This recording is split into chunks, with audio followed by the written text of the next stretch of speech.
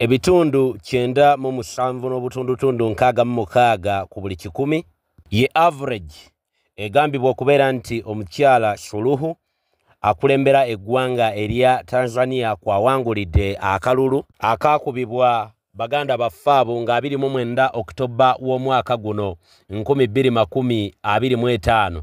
Amawulire gano ngajje ku mukutu ogwa DW Africa era nga kigambibwa nti abadde amuvuganya oba oludda oba amuddiridde afunye obululu emitwalo 21,000 n'obugwamu era nga akalulu kano kigambibwa nti wakati mu intimidation ne turnout entono ddala ebitagambika. Buli muntu yeewuunya engeri obukadde bw'abantu obuwerera ddala 32 bwe beenyigidde mu kulonda kuno nga ffenna twakirabye nti obwegugungo bwatandika nga 29 Oktoba lwe lunaku olwali olw'okulonda, abantu ne batafuna mwagaanya kugenda ku polling station kwenyigira mu kulonda. Ate ekirala ekiri mu kalulu kano nti bangi ab'opposition babadde mabega wa mitayimbwa kwogatta ne internet oba emitimbagano okubeera nti ate gyaggiddwako. Kino nno kitanudde baganda baffe abo mu ggwanga eryo okwongera okunyiiga n'okuva mu mbeera okuteekawo obutali bumativu bwabwe nga beeyiwa ku nguudo. We twafundikiridde ekiro eky'olunaku olw'eggulo nga baganda baffe bano bongedde okuteekawo embeera nga bookya oba bakuma omuliro ku mayumba ag'abamu ku bakungu aba gavumenti, nga n'amaka ge bafundikidde nago ekiro ky'olunaku olw'eggulo ge g'omukubiriza wa paalamenti. Gano baagateekedde omuliro nga bamulanga okubeera mu kkobaane n'omukyalo ono mu kunyagululako n'okubba akalulu.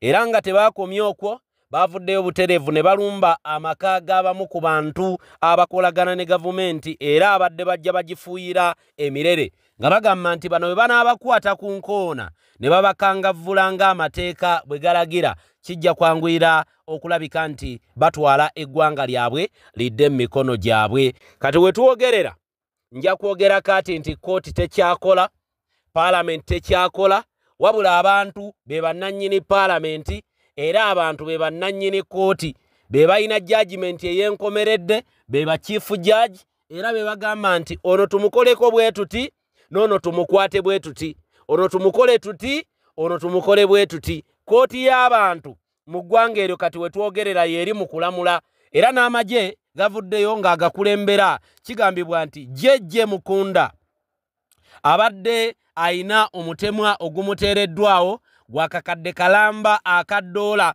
kwogatta n'okumufunira amaka mu ggwanga eri Amerika, bw'avaayo ne yeefuulira abantu mu ggwanga eryo bwe batandika oba bwe beeyongerayo n'okkola obwegugungo. Njagala tujjukire nti Jejje Mukunda olunaku lwabadde lwaggulo yavuddeyo n'agamba nti bo ng'ab'amagye bagenda kuyiwa militale ku nguudo bayambeko, kubanga kaakati bano tebakyali bantu banoonya bwenkanya, wabula bafuukidde ddala bamenyi b'amateeka. Kati ate bwe tuwulira ebigambo nga Jejje ayogera ng'agamba nti nno babadde bamuteereddewo akakadde kalamba akadoola okuvaayo going against the will ey'abaganda baffe bano mu ggwanga lino, kiba kyongera okulaga nti boolekedde okuwangula. Amawulire g'enfuna agaakagwawo agali confirmed beyond doubt era nga ngajje kugimu ku mikutu egy'enjawulo egiri mu international media giraga nti omukyalo ono wetwogerera ali Malindi. Wetwogerera omukyalo ono addukidde Malindi nga abadde yakaggyibwa mu ggwanga erya Burundi. Olwayingidde Uganda kigambibwa nti yaggiddwa mu Uganda n'atwalibwa e Burundi, olwo bwe yaggiddwa e Burundi n'atwalibwa e Malindi. Ge mawulire genfuna era ng'ono ayambibwako omwami William Ruto n'omwami Generaali Yoweri Kaguta Tibahaburwa be bali mu kukola ku by'entambula ye. Wetwogerera tebannaba kubeera nga bakkakkana oba pressure okubavaako oba okubaggwako okuva olunaku olw'obwegugungo lwe bwatandika mu ggwanga lino nga 29 era nga kakati olwaleero olw'omukaaga luweredde ddala olunaku kumpi olw'okuna nga baganda baffe bano balaga obutali bumativu bwabwe. atugoberera yali badde yeewuunya lwaki Jeno Jeje Mukunda yali badde agaana okuyiwa amagye ku nguudo okukkakkanya abantu abeegugunga. Kigambibwa nti oluvannyuma lw'ebimotoka okuvaayo ebyaweereddwa amagye g'eggwanga lino, akulembera oba aduumira eggye lino yagenda okulaba olunaku lw'eggulo ng'amagye ge bamuwadde kituufu wegali naye nga military equipment mbi nnyo ebitagambika, nga weapon oba ebyokulwanyisa bye balina byaliwo mu myaka gya 1950 n'egy'enkaaga ne bagamba nti nedda tetugenda kubeera na byuma bino biri outdated ebyava mu Bachina. Amagye g'eggwanga lino galina ebyuma ebyali outdated mu ggwanga erya China eby'emyaka gya 1950 n'egy'enkaaga mu budde obwa Soviet Union mbu bye baawa amagye g'eggwanga lino, ate nga n'omukyalo ono byabadde awadde military okulabika nti erwana. Kino kye kyaleetedde aduumira eggye lino okugamba nti nedda tugenda kufiira bwereere, tugenda kutta abantu baffe ku bwereere, naye nga n'ebintu bye tuyina biri outdated. Twetaaga gavumenti erabike ng'ekyuka, erabike ng'ekolera abantu ebintu ebirungi n'ofuna military equipment oba kye tuyita better military equipment okwongera okukuuma obulamu bw'abanywanyi baffe oba baganda baffe abali mu ggwanga lino. Era we twogerera Jeno Mukunda agamba nti ye tagenda kulabika nti akwata ku muntu yenna avuddeyo okulaga obutali bumativu bwe, era mbu mweteefuteefu ye n'amagye gakulembera okuyimirira emabega w'abantu abateekawo embeera ey'obutali bumativu. Mu ngeri ennyangu tujja kugamba nti inna lillahi wa inna ilaihi raji'uun eri gavumenti y'omukyalo ono Suluhu, newankubadde nga obululu bwo yabubbye n'abukuba budinda.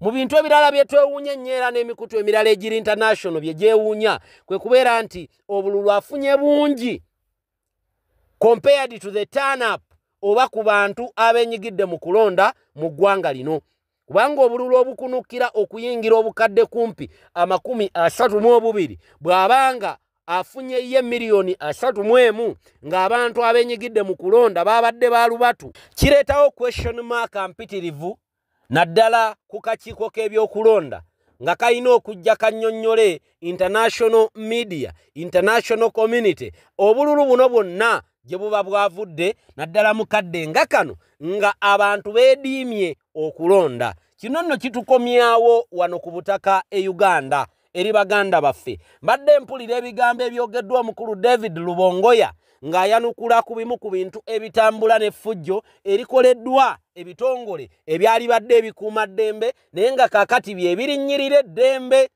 Omukulu David Lubongoya agambye nti tugenda mu kalulu ak'obwegugungo.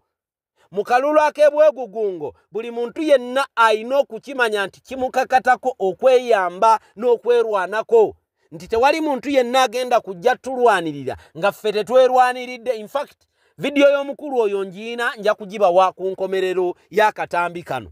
Mbadde ntunuulira baganda baffe bonna abali wano mu East Africa nga bonna bali ku bunkenke bwa kununula mawanga gaabwe nga ne Uganda mwogitwalidde. Baganda baffe ab'e Kenya bo babadde bajja bateekawo embeera. Baganda baffe ab'e Uganda kakati omupiira guli mu mikono gyaffe kuba banywanyi baffe ku mulirwano batulagiddeko ku bwereere mu bibuga eby'enjawulo omuli Arusha, omuli Dodoma n'ebirala. Kati kiri eri ffe nga bannayuganda naye twakyogeddeko. Njogera kuno nakuli batrader mu Kampala. Namutikwa w'enkuba akedde kutonnya leero. Namutikwa w'enkuba bw'abanga yayonoonye emmaali yammwe olunaku olw'eggulo ne mugenda ewa Nabbanja ne mumulaajanira ne mumukaabirira, n'olunaku lwaleero era mugenda kuddayo wa Nabbanja mulaajane era mukaabe nga ne bimwakaabye jjo tebinnakolwako. Abange muliko maddi okulamentinga n'okuwoloma kwogatta n'okuŋaŋala olw'ebyo ebibakolwako nga gavumenti eno kumpi yeebiwoomyemu omutwe. Bwe tugeraageranya tutunuulira ebimu ku bitabula amawanga ageenunudde agataddewo embeera ey'obwegugungo agalaga obutali bumativu oba oliawo byandibanga biri layita compared ku ffe bannayuganda bye tuyitamu. Ffe bannayuganda ffe tulina eggwanga eririmu abantu abattibwa, ffe tulina eggwanga eririmu abantu abawambibwa, ffe tulina eggwanga eririmu abantu be batulugunya, ffe tulimu eggwanga eririmu abaduumira amagye gaffe nga bagenda ne baggula entalo ku mulirwano, ffe tulimu eggwanga oba ffe tulina eggwanga eririmu ab'amagye baffe bakomanda nga bawamba abantu ne beewaana olw'okubawamba, ffe tulina paalamenti ng'erimu abalyake nga beewaanira ne mu bulyake bwabwe nga ne mukama waabwe mu kifo ky'okubakangavvula yavaayo n'abayiirawo omubiri, ffe tulina eggwanga nga mu Kampala ekibuga ekikulu enkuba bw'etonnya gafuuka mataba, naye ffe tuli comfortable. Baganda baffe abali yaddeko bo bateekawo embeera ey'okwongera okwenunula kubanga balaba nti there will be a better living after the government ruling them. Balaba nti waliyo obulamu obwali badde better okira ku bulamu bwe balimu, naye ffe lwaki tuli comfortable ate nga tuli bubi nnyo n'okkira baganda baffe abo abateekawo embeera ey'okulaga obutali bumativu.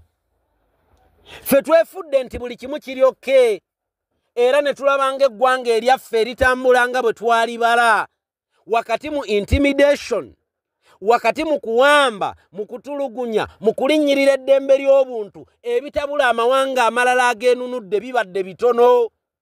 E Gabon yali intaneti ye yabatabula kuggyibwako. Twagenda okuwulira ng'abadde akulembera Gabon akaaba nti bannange mukube enduulu, muleekaane eno kiri bubi bandi bulala, naye nga baaleekaanira baakooye dda nga yawambiddwa dda. Ffe wano e Uganda byonna bitukoleddwako, naye kyekitulobera okunyiiga okuvaayo okwerwanako. Ani yabagamba nti tuli banafu? Lwaki twefuula nti ffe tuli bakawadi era ffe tetulina muwaatwa gwa kweyambako ebbulula kwejja mu mikono gya bwannakyemalira? Abange bwe kibanga ekitabudde baganda baffe abali mu ggwanga ery'okumulirwano kubeera nti abali ku ludda oluvuganya bali mu makomera, mutunuulire abaffe baliwa. Ng'oggyeko bano mwami Tibaabulwa baateekawo, mumanyi bakomredi bameka be tulina mu makomera? Bamacete baakamalayo emyaka 4 5 gigenda na kuwera. Baganda baffe bangi nnyo abawambiddwa mu ggwanga lino betaddangamu na kulabako. Ffe abatanyiiga tuli bantu kika ki? Ffe abatava mu mbeera kweyamba tuli bantu kika ki? Ng'amawanga amalala ganyiigira akantu katono nnyo ne kabeera akabiriiti akakuma olugendo lwabwe olw'okwenunula. Tutunuulire eggwanga erya Babukinabe. Babukinabe banyiigira ekintu kitono nnyo ne beenunula. Nepal yanyiigira intaneti kuggyibwako. Nepal bantu 9 be battibwa. Eggwanga ne litabanguka olw'okulumba paalamenti nga baagala bannyonnyole lwaki prime minister alondeddwa mu nnamagye Nepal, eggwanga ne litabuka, gavumenti ne bagivuunika. Kameruni leero beemulugunya Paul Biya obululu yabugyewa tebannalekeraawo, era omuliro mu Kameruni gukyayaka. Naye ffe lwaki wano e Uganda ebintu ebyaffe kitono nnyo nga tuvudde ku mulamwa? Ekyebbeeyi kye batuteekamu bwe butambi bw'obukaba, ne bateekamu diversion buli lunaku, bafuna ebituugula ebitujja ku mulamwa okwerabira eggwanga lyaffe nti lya makulu nnyo n'okkira ffe abalirimu, kubanga ffe ne bwe tunaalivaamu eri abantu abalala abalina oddiwangaaliramu. Twerabira future yaffe.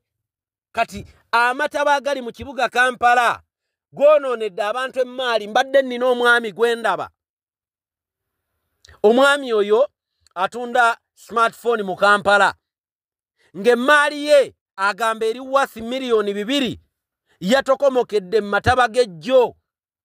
Ani gwe tulina okuvunaana era ani gwe tulina okunenya ku bintu ebifaanaganako nga bino, ng'abo bennyini nnyini abali mu gavumenti be bakulembeddemu olugendo olw'ebintu nga bino amataba okujja, kubanga walina okuyita emiwaatwa oba emikutu egy'amataba oba egy'emyala, egy'emyala we wayita oba we baateekaako edi. Kati gwe ng'okeera ku makya ng'ogamba nti tetulina vunaana abo abaateekaako edi mu makubo ago agalina okuyitamu emikutu gy'emyala.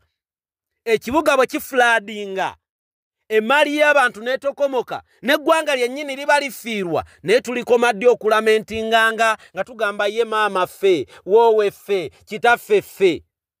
tuyina okuva mu mbeera ey'okwekaabya ey'okwewolomya naffe tufaananeko ne baganda baffe abalala. Nkulayirira ffe tulina beta kubanga ebituleetera okubanja n'okudimandinga enkyukakyuka bingi. Ebyobulamu bya kiboggwe, olaba abalina ebyobulamu ebirungi bavaayo ne babanja ebiri beta. Olaba abalina amakubo amalungi, technologically improved, bavaayo ne babanja improvement mu technology, improvement mu makubo n'ebyentambula. Kati olwo ffe lwaki tugetinga too comfortable mu mbeera embi gye tulimu? Lwaki tugetinga too comfortable mu mbeera embi gye tulimu? Baganda baffe balina amakubo, balina train. Naye olaba nabo bataddewo demand ti gavumenti ekyuka ekimala. Bannakenya buli mwaka kumpi bateekawo obwegugungo okudimandinga gavumenti yaabwe ebeeko byebakolera. Ffe lwaki tubeera comfortable ng'ate tuli bubi nnyo n'okkira baganda baffe abo? Why the comfort? Nga tetunnagenda wala, I think amale kutandika nakatambi ka munywanyi waffe Lukwago.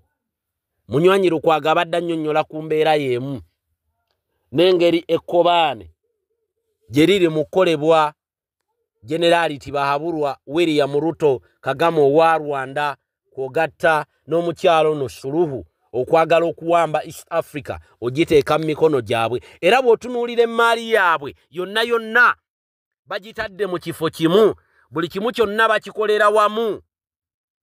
Katufune muganda waffe ono Lukwago, I think akatambi k'omukulu David Lubongoya nja kabawa mu video yaffe eddako ng'atunnyonnyola engeri amawanga amalala gye gerwanyeeko, ffe nga twetuddeko tetunyega ne tufiiringa comfortable, naye ng'ate bye tuyitamu bibi n'okkira amawanga ago. Katufune muganda waffe ono ndyoka ate nkomewo n'akatambi akalala. Yes, this is Lukwago Swali. I'm live in Chitugum. Okay? Send this message to the president of Zambia and this Ugandan terrorist assassin of the creed at the ruthless brutal kill of our generation, Kairingu Museveni. Okay? We've just got information and your excellence, okay, Akainde Hirechima, President of the Republic of Zambia, with all due respect to you, kindly stop the Ugandan mercenaries who are crossing through Zambia to Tunduma, Tanzania, to kill civilians who are protesting against Samia Suluhu. Okay? There are Tanzanians who fled across the border, and these Bujiringu terrorist Ugandan mercenaries chased them and even destroyed a Zambian transformer. You hear me out, sir? This Kairingu has been making it in power because of its capacity to maneuver within regional politics and international politics by playing a mercenary role. When Kenyans were making a statement to Mike Kibaki, okay, that terrorists sent their Ugandan mercenaries to terrorize, okay, to terrorize Kenyans who were protesting against Mike Kibaki's manipulation of the electoral process in 2007. That Kairingu terrorist Museveni unalived many Kenyans. Okay, even just recent year in Kenya, back at the days of Maandamano, when Kenyans were protesting against Ruto's manipulation of the electoral process in its favor. Okay, the same terrorist Kairingu Museveni sent there Ugandan SFC Buyiringu militia to unalive people of Kenya. Okay, he has been doing the same in Burundi. He has been doing the same in the Democratic Republic of Congo, and he has been doing the same in the Central African Republic. He's doing the same in Equatorial Guinea, actually where SFC are the one helping that Buyiringu terrorist dictator, Onguwe Mbagusuwe, to consolidate itself within power by playing a mercenary role on his behalf. Now, the information we have, Ugandan troops, Ugandan mercenaries that were deployed to Tanzania via Zambia, okay, are busy terrorizing Tanzanians. On day one, they unalived over 50 Tanzanians who were protesting near the parliament. So when they went back and regrouped, they came within a high gear to the extent that now they are banning the oil of Dar es Salaam. Kairingu Museveni terrorist. We know your major export is mercenaries. But with this wave of protests that are coming, like an envelope, this protest vote we are in is being manned up by ICC. You sent there that Kairingu terrorist, Nobody Mau, to negotiate on your behalf. And some of the conditions they gave you, basing on the documentary, His Excellency, documented, actually highlighted to the world from the previous 2021 manipulated elections, okay, where the military was used to terrorize Ugandans who were participating in those elections, attached the arts of the Western power and the international community to pick interest in these 2026 elections. You understand? Okay? To make sure that these elections are free and fair. That explains the reasons as to why Ugandans haven't witnessed any chaotic situation from these Kairingu terrorist operatives. Okay? Now, the only way we can host Kairingu Museveni out of power, we people of Uganda, the Great Lakes region, people of East Africa, and Africa in totality, is by engaging the international community in a way that can infect regime change in Uganda. Because at the end of the day, the backbone of this Kairingu terrorist assassin of the creed overstay in power is anchored on its capacity to maneuver within international politics, regional politics, and African politics. How? By playing a mercenary role on behalf of those international key players and some regional states. Okay? That is the major export of Uganda as of now.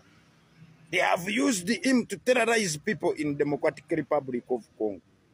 In those Western powers' pursuit, actually, in their quest to access Congolese minerals by using rebel outfits being recruited by Kairingu terrorist Museveni. Okay? Now, we need to break it down to the ordinary Ugandan in a way of understanding exactly what is happening.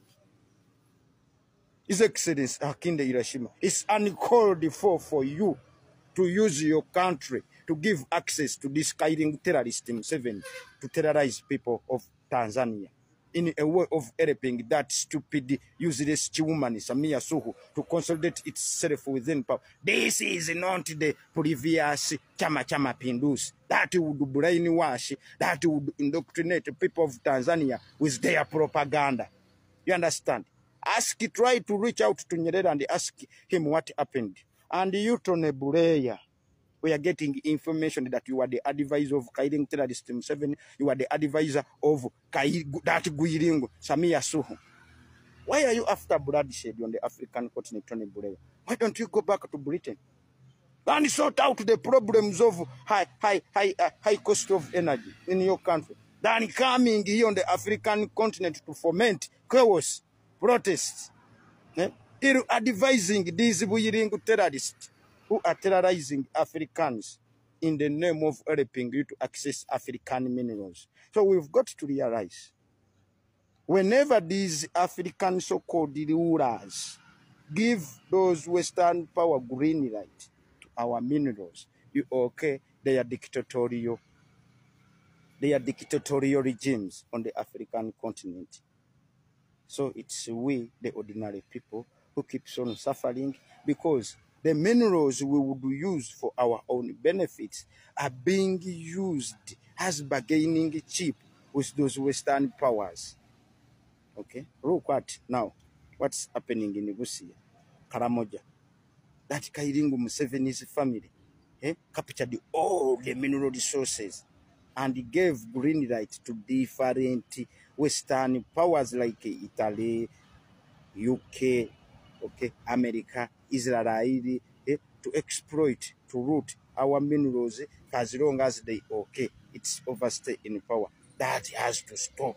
Karamajongs are living a destitute life on the streets of Kampala. You understand? On the streets of Kampala, yet they are blessed with a lot of minerals they can use to change their lives, economically, socially, politically. But they can't. They can't. The son of Kairingo Museveni, you had him, I'm going to take her in Karamoja. They have displaced people from their land that is rich in those minerals. Museveni, Wabogo, Salimu Saleh, Muhozi, Salimu Saleh, they have taken over people's land.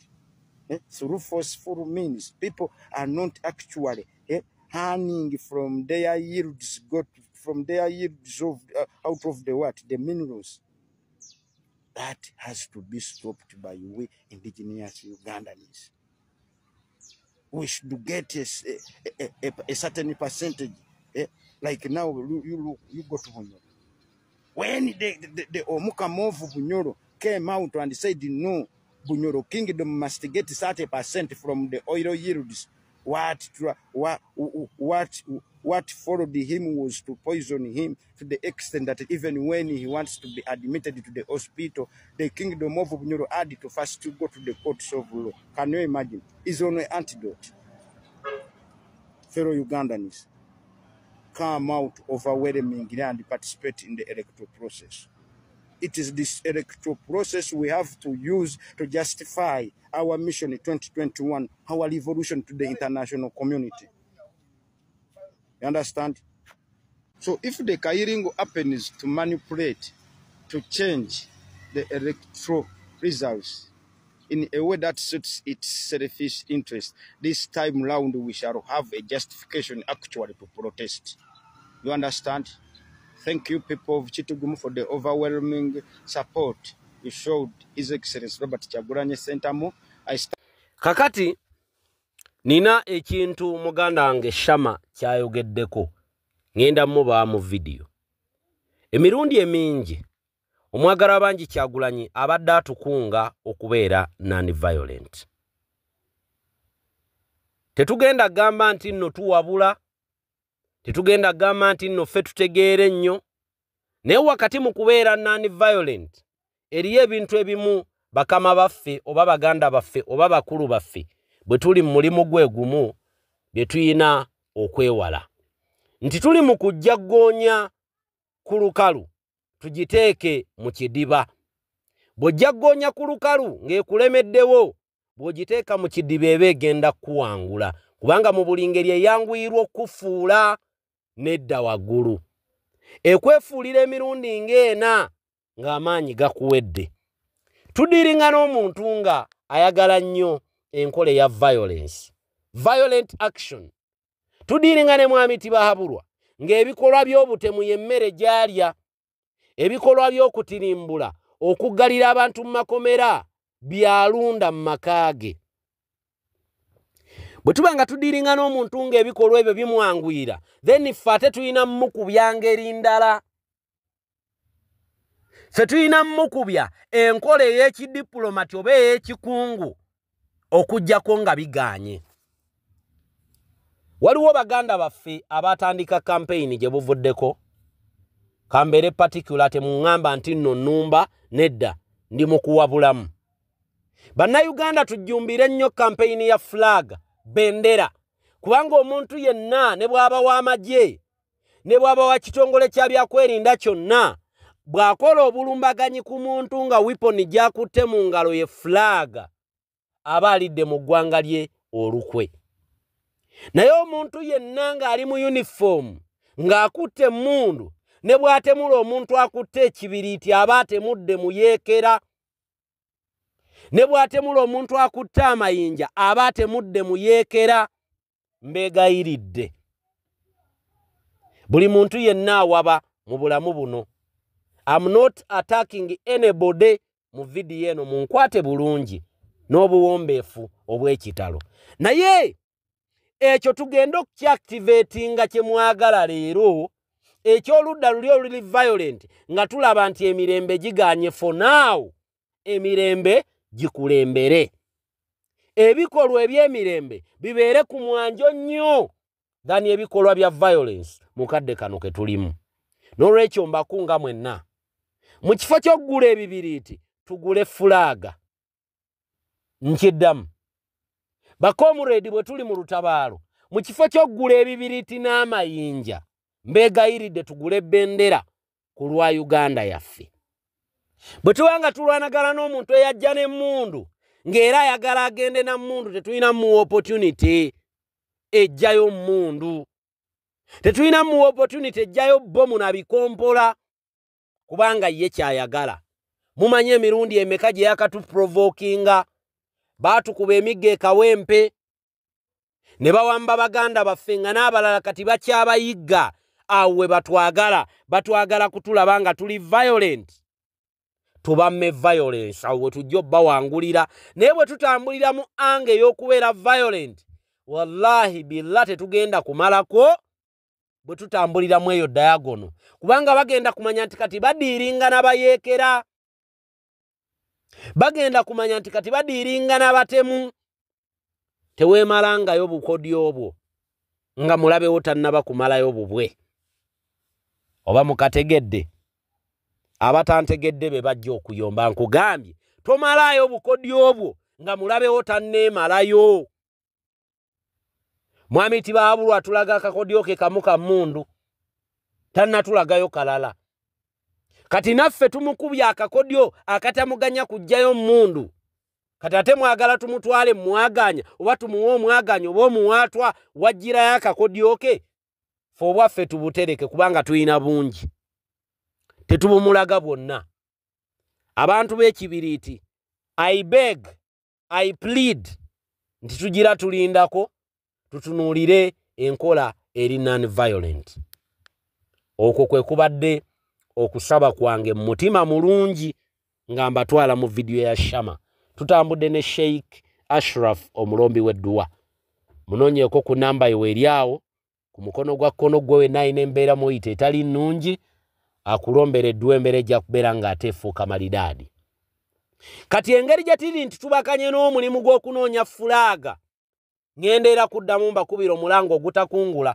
nga bwe twakola ku manvuuli ne ku fulaaga tujjumbire ekirungi nti fulaaga ya bbeeyi ntono buli fulaaga ya 2,500 omuntu ne bw'agamba nti kagule bufulaaga 1,000 obutono bugattawo newankubadde nabwo nga kati bwalinnya ojja genda okudda mu katale nga bwa 5,500 fulaaga wetwogerera ye weapon namba emu gye tulina okutandikirako era njagala okubagumya nti wenjogerera kati eriyo komuredi yakatuwaayo emitwalo 10 okugula fulaaga era komuredi oyo yaŋŋambye nti tandika kampeyini eno abantu gibagambe nga bwe twakola ku kampeyini y'amanvuuli ne kampeyini ya fulaaga ekolebwe ye kampeyini agiguddewo n'emitwalo 10 beddu tutandikiraawo layini eri open ku mukono gwa ddyo amannya mugamanyi nga bwe tugula data owa field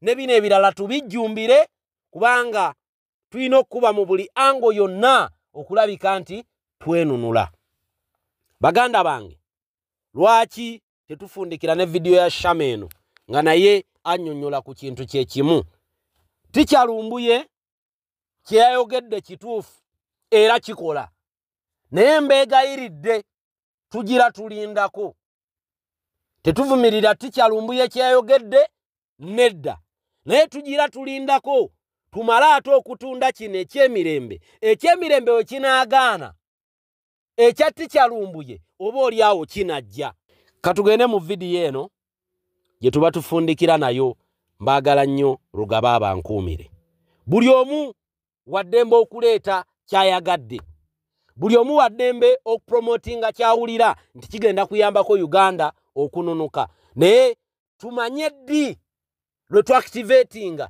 buli omu idea gy'aleeta nawa era budde ki we tulina okujja applyingira n'etuyamba Badde ndaba nga waliwo videos ezitambula eziriko ekibiriiti. Wenoonyeza source ya zino video nga zindinga links ku Teacher Lumbuye. Bagamba Abaganda nti ne gw'ozadde akubira engoma n'ozina. Okitegeera, ne gw'ozadde akubira engoma n'ozina. Okitegeera ekintu ekyo. Bannange saagala tumisleading bantu. Teacher Lumbuye tomisleading abantu. Especially stage eno gye tuliko eri so delicate. Njagala osooka owuliriza ebigambo bino. Then we mala ngenda kuteerako video eri, then male nkubuulire kiki ekiriko kubanga ebintu bya Tanzania n'ebya Uganda they are totally different. Nkiddamu, they are totally different. Mukomye video ez'ebibiriiti. Mukomye video ez'amayinja. We are non-violent. Wuliriza ebigambo bino, then nzije tweyongereyo. We are moral, we are non-violent, and we are disciplined. I want to thank you for maintaining the discipline. Keep improving it. Discipline can never be enough. Discipline can never be enough. Kati, obanga oli mu revolution ng'okkiririza oyo omusajja oyo ava okwogera nga ye revolution leader nga okakasa nti ye president ku mutima ng'okikakasa ne mu bikolwa byo ng'okikakasa. Revolution leaders, they are always the commanders of this revolution. Era always for revolution ozitugendera ku kintu kye bayita command. Ebigambo bino oba element bweti mujewale. Wadde nti yayogeddwa teacher tumwagala era musomesa mulungi naye maybe it was a slip of a tongue. Era mbadde nkusaba musajja Teacher Lumbuye oterezeemu ko mu bigambo ebyo wayogedde. Oterezeemu nsaba busabi, otereze mu bigambo ebyo because they are misleading. Bitujja ku mulamwa gwa revolution. Bibino. Nzira bwadde ekibiriiti abasigadde mu ine enkola endala gye mulina okukola mu bintu bino. Bano abasajja bangu nnyo. Kubanga ffe tuli bayekera bali ku social media abalaga obwenyi bwaffe tetugenda kukwata mundu nga bo. No. Ekibiriiti kiri more expensive than a bullet.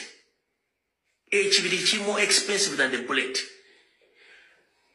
Your presence, your participation in the revolution makes more sense. Njagala gwe muna Uganda yenna yesobola. Let us support the Flagger campaign. The Flagger campaign. Naffe we tuba tufulumya information eno tusupporting ennyo Flagger kubanga bye bigambo ebyogerwa revolution leader era agamba nnyo tubere non-violent. Ebibiriiti, amayinja, amafuta, amajambia bigwa mu kintu kye bayita violent revolution mu kigwa. We cannot preach that. Njagala muna Uganda gwotegere enjawulo eriwo wakati wa revolution ye Tanzania ne ya Uganda. Tosobola kwata eno nga case study n'ogireeta wano kubanga bino ebintu bya njawulo nnyo. Lwaki? Njagala otunuulye ballot paper ya Tanzania.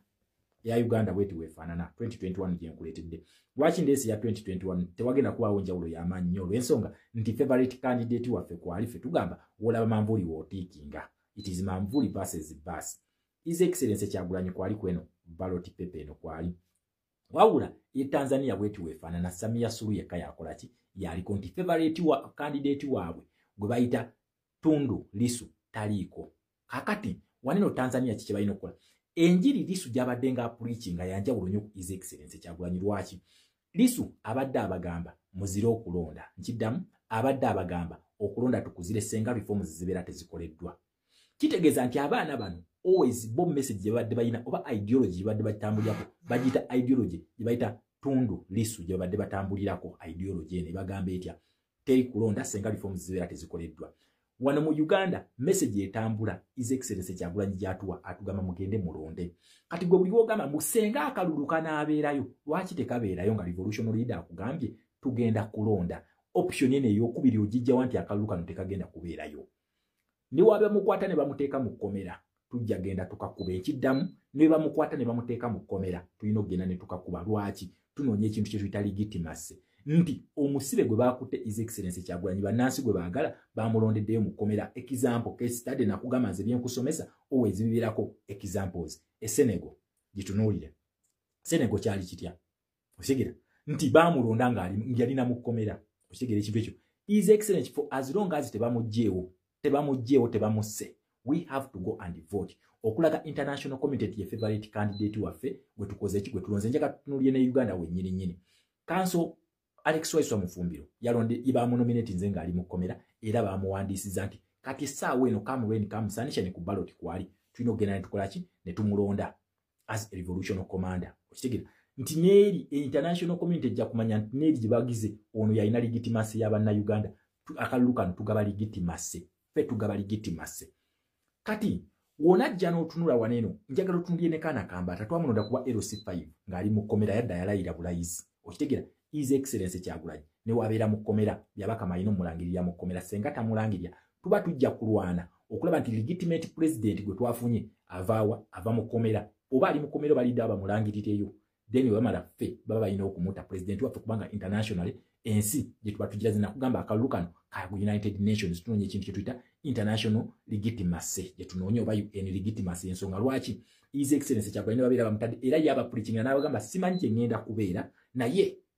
tulina okukola ki tulina okwenunula twenunulirawa nga tumutadde mu ntebe kitegeeza ki nti oba ali mu kkomera oba aliriddawa gwe tulonda senga abeera tattiddwa naye wabeera attiddwa kitegeeza nti omuntu gwe twagala takola kitaliwo ye keesi yabadde Tanzania nti bwe babadde baagala babadde tebalina option ya kumulonda nga kiki balina okukola balina okukayiwa era abaana b'e Tanzania bano batandise nga bali non-violent nga bagamba gavumenti teri kalulu wabula bano bye baba basindiikiriza okugenda violent kubanga bakugamba when peaceful avenues are blocked violence is inevitable kati essaawa eno gwanoonya ekintu kye bayita international legitimacy mu revolution yo tosobola kutandika kupuliikinga bibiriiti ng'okimanyi nti one of the elements eza violent revolution bibiriiti so eno imessage eno tugijje mu bantu let us preach the national flag revolutionary leader teyali musiro okugamba muno bannange bannansi tukwate flaga ebintu elements nga bibiriiti elements mafuta elements bibomu ebikolerere elements mayinja elements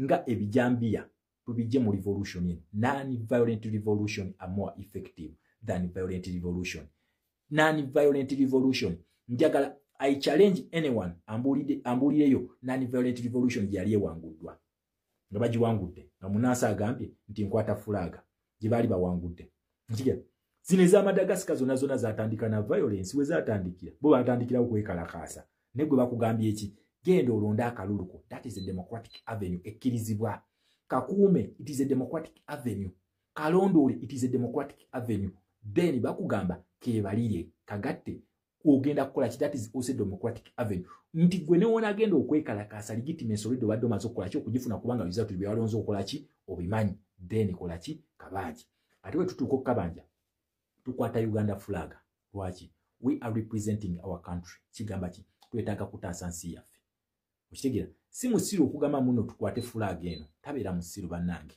let us have a direction gye tuvugira abantu oba omuntu ajja nagamba nze ndeese kineno mu revolution buli omu si commander revolution ebeera ne direction yemu one it is a one way ticket ebeera nga ttano wogiyingira bwoti emabega bakumayo omuliro tosobola kuddayo mabega olina kutambuliramu eyo ttano ng'okulembeddwa revolution commander wakugamba muno tusooke tuyimiriremu yabeera alina kye yeekengedde wakugamba nti tutambule tuba tulina okutambula nga tudda mu direction nga ye commander nebino bye tuteekamu nze ndeese kino tukole kino si gwe revolution plana teri revolution plana tutambulira ku plan ba strategy kubanga revolution etambulira ku ideology eya Uganda etambulira ku ideology gye bayita Kyagulanyi eya Tanzania yabadde etambulira ku ideology gye bayita Tundu Lissu ye yabagamba temulonda ye yali abimanyi strategy zagize yabagamba ko nti mugende mwoche Tanzania mukole ki yabagamba temulonda era abaana bano bazze nga bakimanyi nti teri kulonda tekwabaddeyo era kuno ku polling station babadde bagezaako kugamba bannabwe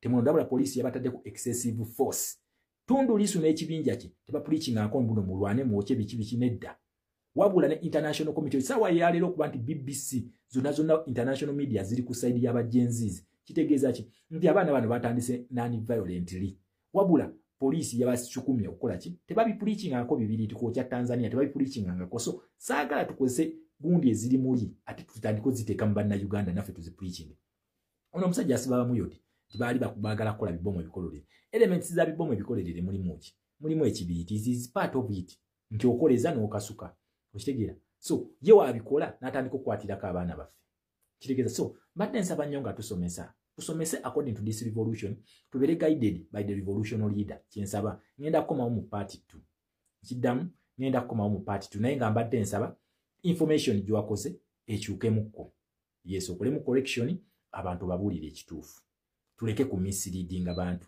tulina okulonda wawe tufunira legitimacy okabanja tugenda kubeera non-violent